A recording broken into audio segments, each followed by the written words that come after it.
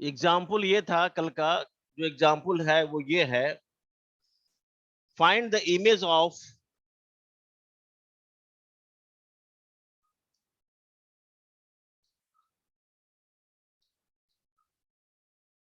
find the image of 2x plus y is minus 3 is equal to 0.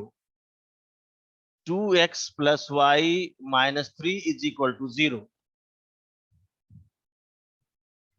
Under the transformation,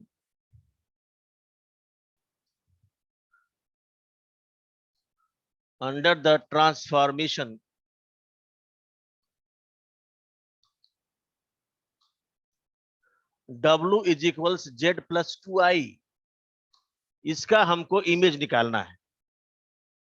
यानी कि ये जो है आपका जेड प्लेन में है, इसका इमेज इस ट्रांसफॉर्मेशन से डब्ल्यू प्लेन में क्या आएगा ये देखना है।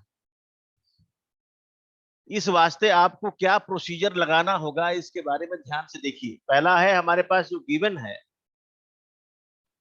गिवन है हमारे पास 2x plus y minus 3 is equal to 0, इसको इक्वेशन नंबर 1 मान लें। To find the image of one of z plane to w plane under the transformation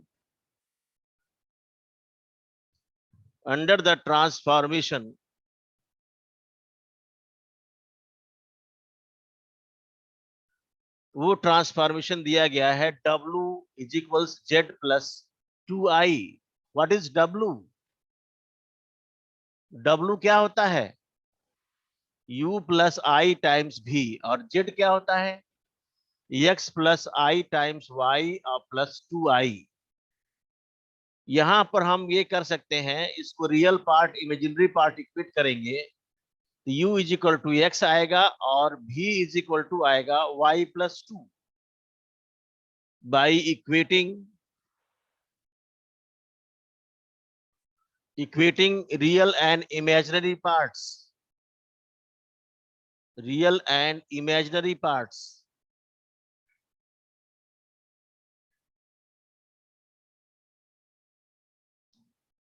अब जरा सा हमको बताइए। हेलो, सब लोग सुन रहे हैं हमारी बात? जी सर। Yes sir. तो अब जरा आप बताएं कि इसका इसका इमेज इसके ट्रांसफॉर्मेशन में किसके टर्म्स में आएगा? ये तो आएगा आपका एक जेड प्लेन में एक्स वाई के टर्म्स में है। इसका जो इमेज है डब्ल्यू प्लेन में निकालना हो तो वो किसके टर्म्स में आएगा? यू और वी के फॉर्म में। यू और वी के फॉर्म में आएगा। तो u की वैल्यू मालूम चल गई है, v की वैल्यू मालूम चल गई है। इससे हम देखेंगे कि ये जो इक्वेशन हम लिखेंगे that is u is equal to x है and y is equal to v minus 2 है। इसको इक्वेशन नंबर 2 मान ले। अब हमको ये जो है x की वैल्यू और y की वैल्यू उठा के इक्वेशन 2 से इक्वेशन 1 में भर दे। तो putting the value of x and y, values of x and y from 2 in equation 1, जब इक्वेशन 1 में भरेंगे we get, तो ये मिलेगा 2 टाइम्स x की जगह पर हो जाएगा u प्लस y की जगह पर हो जाएगा v माइनस 2 और माइनस 3 पहले से है इज इक्वल टू 0। तो ये आ गया आपका 2u plus v minus 5 is equal to 0। यही इसका इमेज होगा। This is the required image. This is the required image.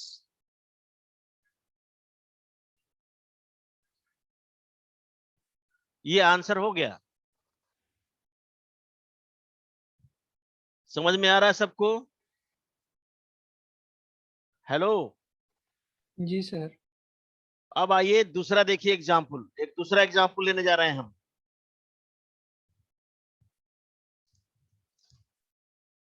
वो हम ले रहे हैं क्वेश्चंस, इसके किताब के क्वेश्चंस को देख रहे हैं।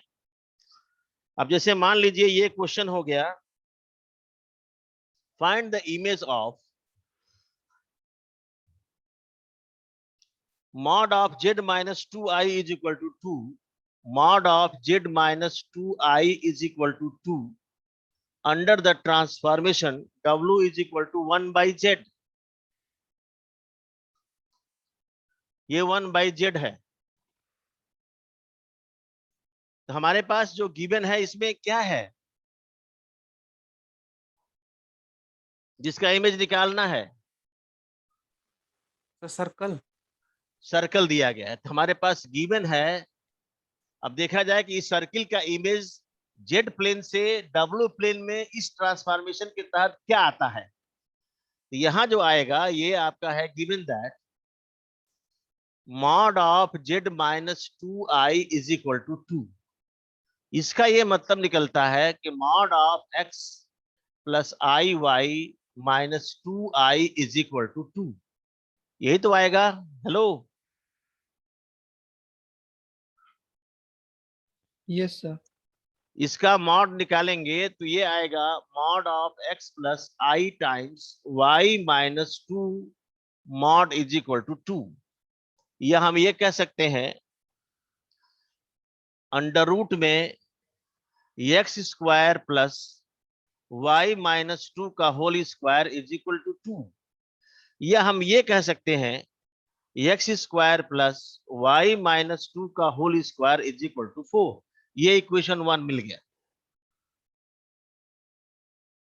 इतना समझ में आया सबको? जी सर। अब इसके बाद हम लेंगे यहां से जो ट्रांसफॉर्मेशन है, गिवन ट्रांसफॉर्मेशन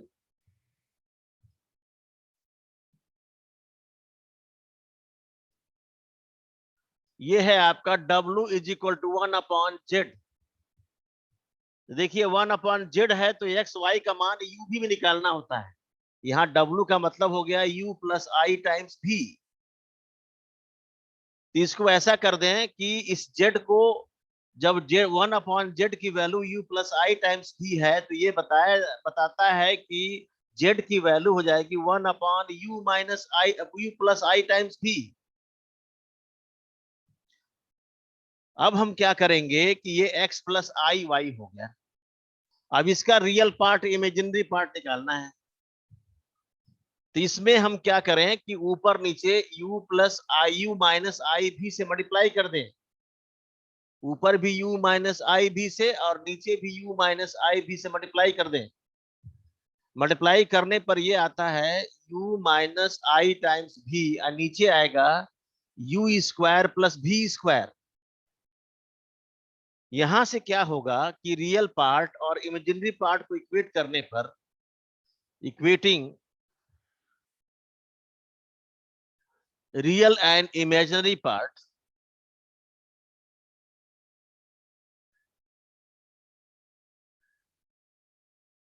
तो ये आ जाएगा x की वैल्यू आ जाएगी u upon u square plus v square और y की वैल्यू आ जाएगी minus v upon u square plus v square. इसको मान लीजिए इक्वेशन नंबर 2।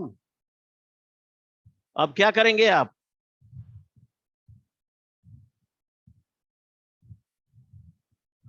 क्या करेंगे इस u सर और यू सर इक्वेशन ये v x को और टर्म में y, निकालेंगे वैल्यू। हाँ x और y की वैल्यू को इक्वेशन नंबर 1 में भर देंगे। You put in. जी सर। तो चलिए हम करते हैं। तो पुटिंग ये मिटा देना इधर का।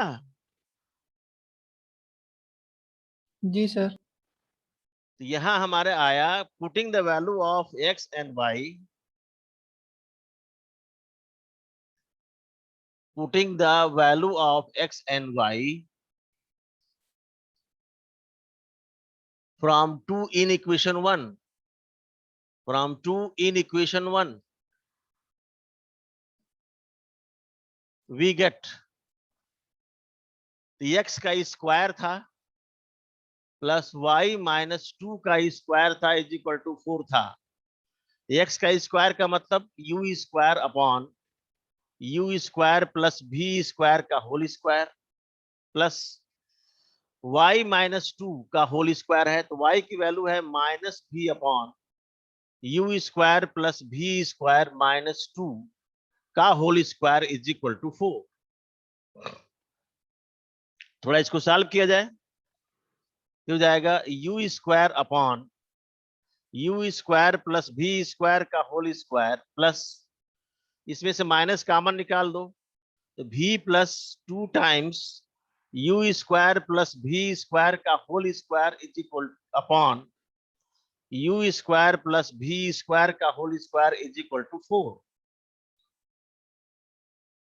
एलसीएम ले लीजिए, हो जाएगा u square plus v plus 2 times u square plus v square का whole square is equal to 4 times u square plus v square का होल स्क्वायर। हेलो,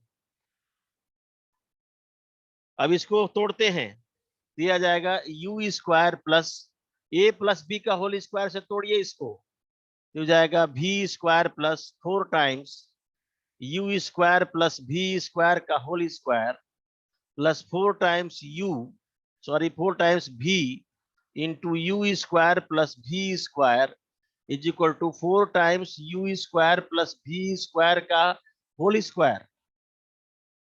कुछ कैंसिल होगा इसमें? हेलो, कुछ कैंसिल होगा इसमें? जी सर। जी सर। ये 4 यू थर्ड स्क्वायर वाला प्लस टर्म। बी स्क्वायर ये कैंसिल हो जाएगा। जी सर। अब जो बचा उसको सॉल्व करिए, जो बचा है उसको सॉल्व करें आप प्लीज। ये आएगा क्या, जरा ध्यान से देखें। ये आ जाएगा u square plus v square plus 4 times भी you square plus v square is equal to 0। अब इसमें से you square plus v square common लेंगे तो ये हो जाएगा 1 प्लस 4 भी इज इक्वल टू 0। तो ये आपका u square plus v square is not equal to 0, hence 1 plus 4b is equal to 0, and this implies 1 plus 4b is equal to 0, and this is a straight line। वो circle था और ये है straight line, and this is the required image।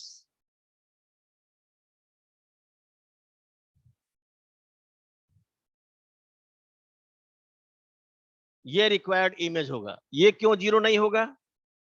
क्योंकि W बराबर जो होता है वो आपका U plus i times B होता है, तो मॉड ऑफ W जो होगा वो you square plus v square, ये 0 हो ही नहीं सकता,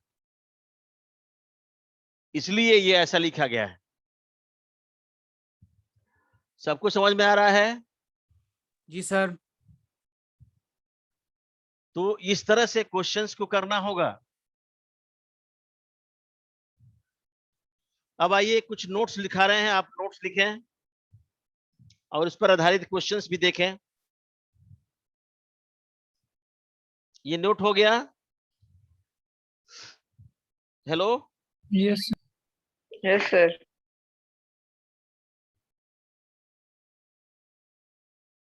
अब एक नोट लिखिए यहां पर।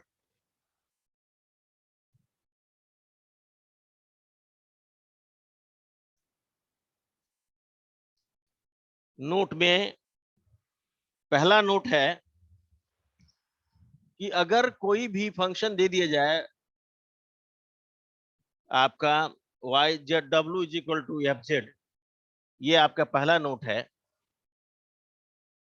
उसमें एक नया टर्म आता है coefficient of magnification. The coefficient of magnification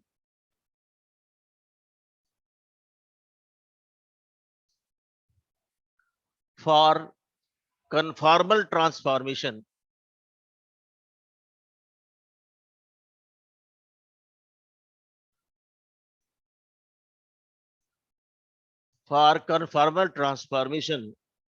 W is equal to fz at z is equal to W is equal to fz at z is equal to alpha plus I beta is ये mod of f of alpha plus I beta का dash, ये होता है आपका इसका magnification. यानी कि इस f z को डिफरेंशिएट कर दीजिए और यहां पर z की जगह पर क्या रखिए, अल्फा प्लस I बीटा, ये कहलाता है कोफिशिएंट ऑफ मैग्निफिकेशन। इस पर आधारित क्वेश्चंस बन सकते हैं, ऑब्जेक्टिव टाइप क्वेश्चन बनेंगे। कोई दे दिया जाएगा एफ जेड के टर्म्स में और कोई पॉइंट लिख दिया जाएगा 2 + 3i 5 + 4i, कहा दिया जाएगा इसका बताइए कोफिशिएंट ऑफ मैग्निफिकेशन कितना होगा। तो तुरंत डिफरेंशिएट करना है उसको। डिफरेंशिएट करने के बाद से जहां जेड होगा वहां लग देना है जो दिया गया पॉइंट है और उसका मॉडुलस लेना है, मैग्नीट्यूड निकलेगा, तब उसका मैग्नीट्यूड निकलेगा। दूसरा है आपका ऑब्जेक्टिव टाइप क्वेश्चंस के लिए सब ये हो रहे हैं, नोट्स बता रहे हैं आपको। The angle of rotation for conformal transformation, the angle of rotation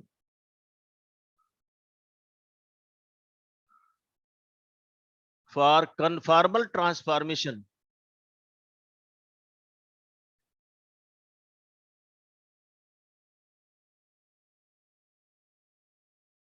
for conformal transformation W is equal to fz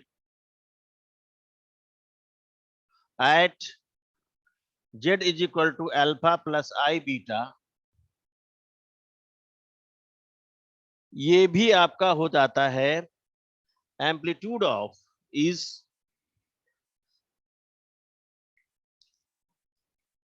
amplitude of f dash alpha plus I beta, amplitude of f dash alpha plus I beta. Amplitude समझते हैं?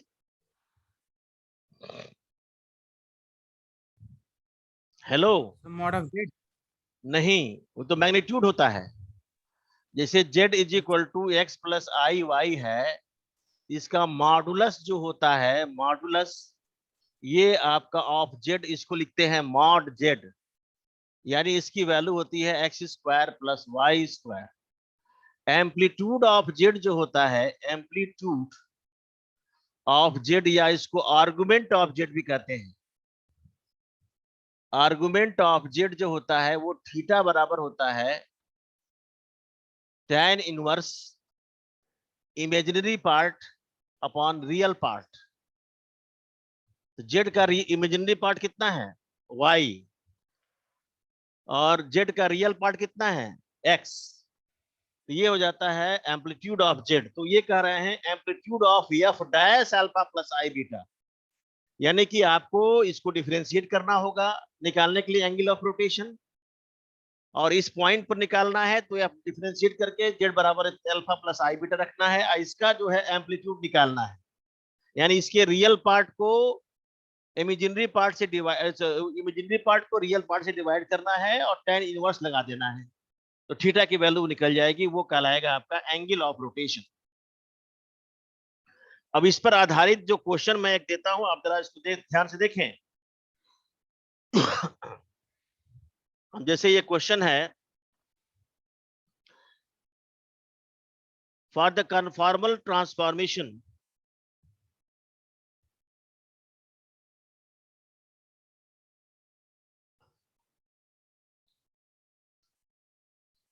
for the conformal transformation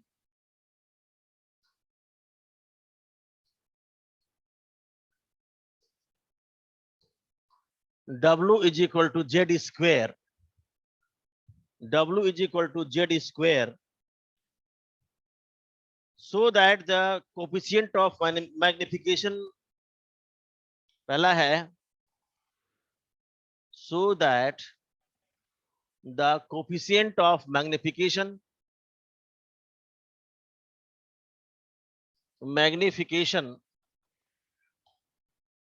at Z is equal to 2 plus I 2 plus I is 2 under root 5. 2 plus I is 2 under root 5. कैसे करेंगे? दूसरा है आपका angle of rotation. Angle of rotation at z is equals 2 plus I is tan inverse 0.5. 0.5 ये है question. मान लीजिए पहला करना चाहते हैं, इसके सॉल्यूशन में आपको सीधे यहाँ W बराबर क्या है, एफ जेड होता है और ये है आपका z square. F dash of z निकालेंगे, कितना आएगा? 2z. निकालना है आपका magnitude z is equal to 2 plus i पर, तो ये हो जाएगा मैग्नीट्यूड, चाहे coefficient of magnification, coefficient of magnification is of z is at z is equal to 2 plus i is equal to हो जाएगा आपका mod of f dash 2 plus i, या ये हो जाएगा आपका 2 टाइम्स 2 प्लस आई, या ये हो जाएगा आपका 4 प्लस, ये मॉड में होगा 4 प्लस 4 2i. इसका जब हम निकालेंगे, वो मॉड निकालेंगे, तो अंडर रूट में हो जाएगा 16 प्लस 4 20. अंडर रूट 20 क्या होता है? 2 अंडर रूट 5. ये आंसर हो जाएगा. हमारी बात समझ में आ रही है? हेलो, अरे कोई बोलो भाई. हाँ सर, हो गया सर. जी सर. एंगल ऑफ रोटेशन कैसे निकालोगे इसका? थीटा बराबर क्या होगा? Amplitude. Amplitude of f dash of alpha का मतलब हो गया कि 2 प्लस आई. इसका ये मतलब हो गया कि ये एम्पलीट्यूड ऑफ 4 प्लस 2i. तो 4 प्लस 2i का मतलब हो गया tan इनवर्स, इमेजिनरी पार्ट 2 है और रियल पार्ट 4 है, तो ये हो जाएगा आपका tan इनवर्स 1/2. इसका मतलब हो गया tan इनवर्स 0.5. 0.5 ये आंसर हो गया. तो समझ में आ रहा है सबको? जी यस सर. सर. तो इस तरह के क्वेश्चंस का कम से कम 5-10 क्वेश्चन, इमेज का 5-10 क्वेश्चन आपको, मैग्निफिकेशन का 5-10 क्वेश्चन आपको, ये एंगल ऑफ रोटेशन का, ये आप लोग करके रखेंगे तभी आप आगे बढ़ सकते हैं. क्योंकि अब एक टॉपिक और बचा है जिसका नाम है मूवियस ट्रांसफॉर्मेशन. और जब मूवियस ट्रांसफॉर्मेशन कल मैं बता दूंगा, तो ये आपका चैप्टर पूरा सिलेबस खत्म हो जाएगा. फिर हमको प्रैक्टिस कराना रहेगा. और अभी मैं क्वेश्चंस आपको बना रहा हूं, क्वेश्चन अपने मन से भी कुछ बना रहा हूं. क्वेश्चन कुछ आपको बने बनाए क्वेश्चंस भी हैं हमारे पास किताबों में, उनसे कलेक्ट करके फिर हम आपको प्रोवाइड करेंगे, ताकि कोई भी मल्टीपल चॉइस क्वेश्चंस आते हैं तो आपको ये चीज दिमाग में रहे कि वो क्वेश्चन पढ़ा हुआ है और आप कर ले जाएं उसको. ये मेन पर्पज है. क्योंकि अब की बार के एग्जामिनेशन बहुत ही